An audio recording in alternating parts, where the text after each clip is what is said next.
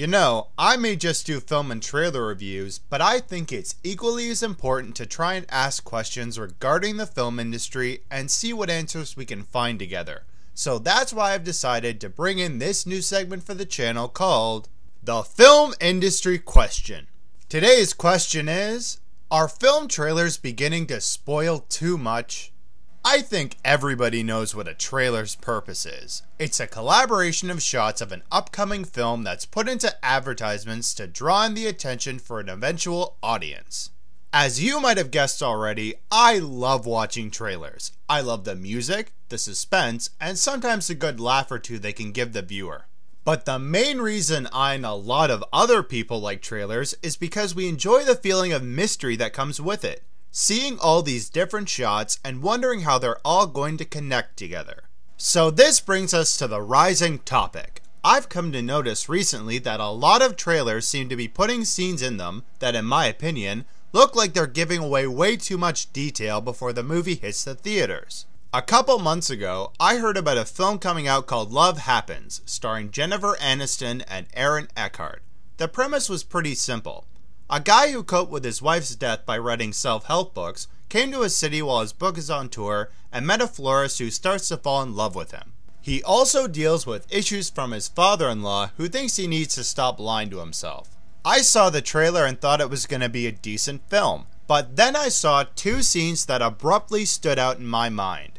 Towards the end of the trailer, the widower confronts the florist and confesses that he never did any of the things he said he did in his book. Now first off, let me remind you that this is just speculation and I haven't seen the movie. But think about this. Most scenes in a trailer are organized in chronological order.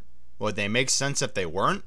And this scene arrives shortly before the classic trailer's blink and you'll miss it scene's finale, implying that this will arrive later on in the film.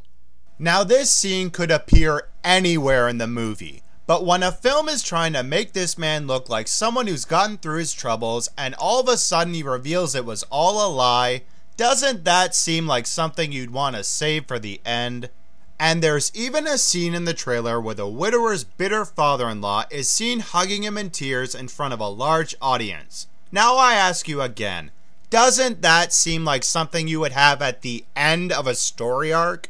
If I'm in the movie theater watching the previews and see a trailer, I might say, wow, that looks like it's going to be really dramatic. I gotta check it out. The film just might have one more person go see it. But if they throw in a scene that says something like, I've decided to leave you for your mother. The end. Would I still want to go see the film after that? No, I wouldn't, because I just saw the ending. But let's move on to another example. Leap Year, starring Amy Adams and Matthew Good.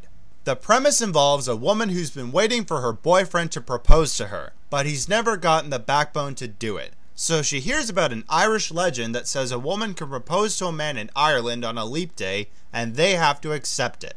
But on her way to see her boyfriend, she hitches a ride with an innkeeper, and the two start to get to know each other more and more until they realize they're falling in love. So yeah, the story looks about as corny as it can get. But at the end of the trailer, after they've been through all this stuff together, her boyfriend proposes to her right in front of the innkeeper and she stands in shock. Now this could have been a lot worse. She could have said yes or no before the trailer faded to black. But really, it was obvious she was going to have to decide between these two guys. Wouldn't you rather see something like that when you saw the actual movie and then say, wow, I didn't see that coming? As you may have noticed, these films are primarily grouping around the romance genre. So let's move on to something else. The Incredible Hulk. Okay, so the trailer didn't give anything major away, but it pretty much laid out the entire structure of the story. The trailer showed that Bruce Banner would start out in Brazil, run into the military as the Hulk when he got back to America, and a soldier named Blonsky would inject himself with a serum and transform into the Abomination to battle the Hulk. And just how did the story play out? Bruce Banner started out in Brazil, ran into the military as the Hulk in America, a soldier named Blonsky injected himself with a serum and transformed into the Abomination to battle the Hulk. Well, surprise, surprise! Plus, as you may have noticed in the first trailer, they not only showed us the new design for the Hulk, but the design for the Abomination. If the villain's only gonna show up for 10 minutes at the end of the movie, why don't you just show us quick shots of him to make the audience want to see the movie and get a good look at the thing? But let's move on to the final example, Letters to Juliet. This one seems to have the most original premise. A girl goes to Italy where she finds out that a woman had walked away from her long-lost love and wished she could see him again. So the girl goes with the woman and her grandson to search around Italy for this man while realizing she might have feelings for the grandson while she's having troubles with her boyfriend. The big question for the movie is, will the woman ever find the man, or is he even still alive? It's a good conflict, and I thought this movie looked like it was offering something unique. But no, one of the last scenes shows the old woman meeting an elderly man on horseback who is obviously the man she's been looking for. So she at least found the guy, but will he ever be able to forgive her for what she did to him? Well, I guess we'll never know. Oh, wait a minute! The trailer then shows the grandson and dozens of other people at the home of the man where everybody is wearing tuxedos and expensive clothes to the point where you'd have to slap yourself upside the head if you didn't realize it was somebody's wedding. Is Hollywood intentionally trying to get people to stop watching their movies? Is it to the point where we should just hear about a movie online, look at a photo or two, and then decide if it's worth watching?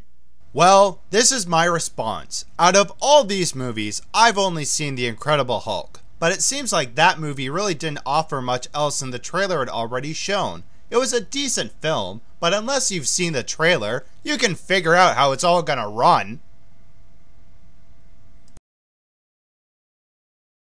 It may be that filmmakers are realizing that they don't have enough tension in the movies themselves, so when the trailers get made, they run out of ideas and throw these kinds of scenes in. But what they don't seem to realize is the movie has to look pretty frickin' good if people are willing to see it even after you've spoiled all the juicy stuff.